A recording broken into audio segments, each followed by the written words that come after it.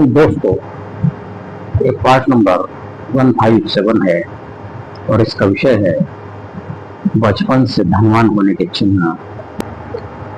दोस्तों, यह शुक्र पर्वत का भाग है। पर्वत यानी उंगली के सामने का जो भाग होता है इसे पर्वत कहते हैं।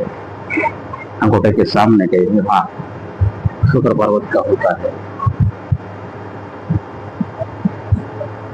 दोस्तों, इस शुक्र पर्वत पर अगर मछली का निशान हो, शुक्र पर्वत पर कहीं भी हो, तो दोस्तों ऐसे व्यक्ति जन्म से ऐश्वर्य प्राप्त करती है। ऐसे व्यक्ति को पिता की तरफ से संपत्ति प्राप्त होती है। दोस्तों, यह बुध पर्वत का भाग है। इस पर अगर 3-4 खड़ी रेखाएं हो तो ऐसे खड़ी रेखाएं व्यक्ति को व्यावसायिक व्यावहारिक बुद्धि देती है और व्यक्ति को धन कमाने की क्षमता प्राप्त होती है। इसे कई मार्गों से उत्पन्न प्राप्त होते हैं। दोस्तों, यह आयुष्य रेखा है, इसे जीवन रेखा भी कहते हैं। अगर इस आयुष्य रेखा से एक शाखा निकलकर शनि पर चली जाए तो दोस्तों इस मस्तिष्क रेखा का ये भाग, आयुष्य रेखा का ये भाग और इस भाग्य रेखा का ये भाग, इससे यह ट्रायंगल बनता है। यह ट्रायंगल भी व्यक्ति को जन्मदात पैदाइशी धनवान बनाता है।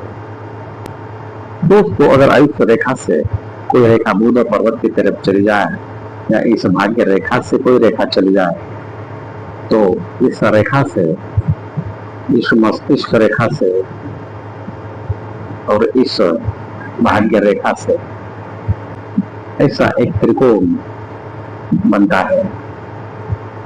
यह त्रिकोण अगर पैक हो, इसके कोने पैक हो, इसकी रेखाएं कटी टूटी ना हो तो दोस्तों ऐसा त्रिकोण व्यक्ति को आर्थिक समझ देता है, पैसों का मैनेजमेंट देता है। और ये चिन्ह भी अगर बचपन में व्यक्ति के हाथ में हो तो ऐसे व्यक्ति पैदाइशी या जन्मजात धनवान होते हैं। दोस्तों, यह आयुष्य रेखा है, इसे जीवन रेखा भी कहते हैं। अगर इस आयुष्य रेखा के शुरुआती भाग में कुछ ऊपर जाने वाली रेखाएं आयुष्य रेखा से निकलती हो तो दोस्तों ऐसे व्यक्ति उम्र 20-25 में ही धन प्राप्त करने लगती है और ऐसे व्यक्ति को अपार धन मिलता है और बहुत बड़ा आर्थिक लाभ होता है। दोस्तों, यह सूर्य पर्वत का भाग है। अगर इस सूर्य पर्वत पर लंबी स्पष्ट सूर्य रेखा हो या सूर्य रेखा धन रेखा में विलीन हो जाए तो बचपन में ही अगर ऐसी सूर्य रेखा व्यक्ति के हाथ में दिखे तो ऐसे व्यक्ति को बचपन में ही प्रतिष्ठा, नाम और धन प्राप्त होता है। बचपन में ही ऐसे व्यक्ति धनवान होने का यह संकेत होता है। दोस्तों, अगर यह भाग्य रेखा केतु पर्वत से निकले और शनि पर्वत पर जाए और यह कहीं रुकी कटी टूटी ना हो, इस पर ऐसा गेहूं जैसा चिन्ह कहीं ना हो, तिल ना हो, तो ऐसी स्पष्ट क्लियर गहरी स्पष्ट अखंड लंबी सूर्य रेखा अगर व्यक्ति के हाथ में हो तो ऐसी सूर्य रेखा अगर बचपन में ही व्यक्ति के हाथ में हो तो व्यक्ति को कम उम्र से ही करियर में बड़ी सफलता और धन लाभ मिलना शुरू हो जाता है। ऐसे व्यक्ति को शुरुआती उम्र में ही सहारा मिल जाता है, अवसर मिल जाता है, आर्थिक स्थिरता मिल जाती है अगर बचपन में ही ऐसी धन रेखा व्यक्ति के हाथ में हो तो ऐसे लाभ उसे मिलने शुरू हो जाते हैं। दोस्तों, यह गुरु पर्वत का भाग होता है। यह अगर ऊंचा उठा हो, गद्देदार हो तो ऐसे लोग तेजस्वी होते हैं, उनमें प्रबल नेतृत्व क्षमता होती है और बचपन में ही इनको अच्छा सुख मिलता है, अच्छा परिवार मिलता है, इनमें बचपन से ही बड़ी महत्वाकांक्षा निर्माण होती है और पूरी करने की क्षमता भी होती है। दोस्तों, यह हृदय रेखा है और यह मस्तिष्क रेखा, इसके बीच में ये जो भाग है यह भाग्य रेखा का।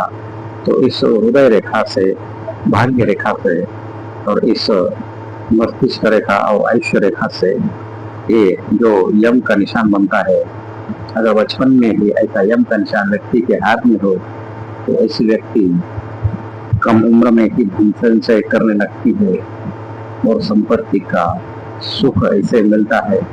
इसमें अपार नेतृत्व के गुण होते हैं। ऐसी व्यक्ति अपार धन संपदा भी प्राप्त करती है।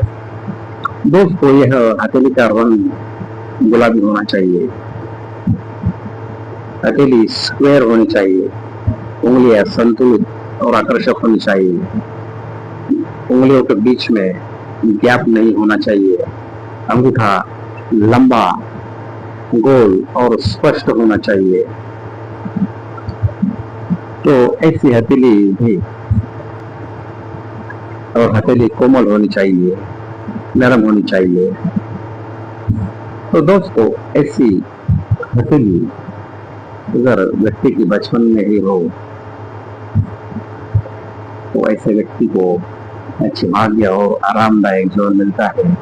आर्थिक सुविधा शुरुआती समय से ही मिलती है।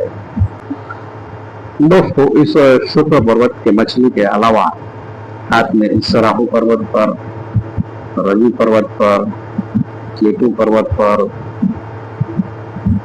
शनि पर्वत पर या गुरु पर्वत पर कहीं भी मछली का निशान हो तो वैसे व्यक्ति को पारिवारिक धन, सम्मान और भाग्य मिलता है।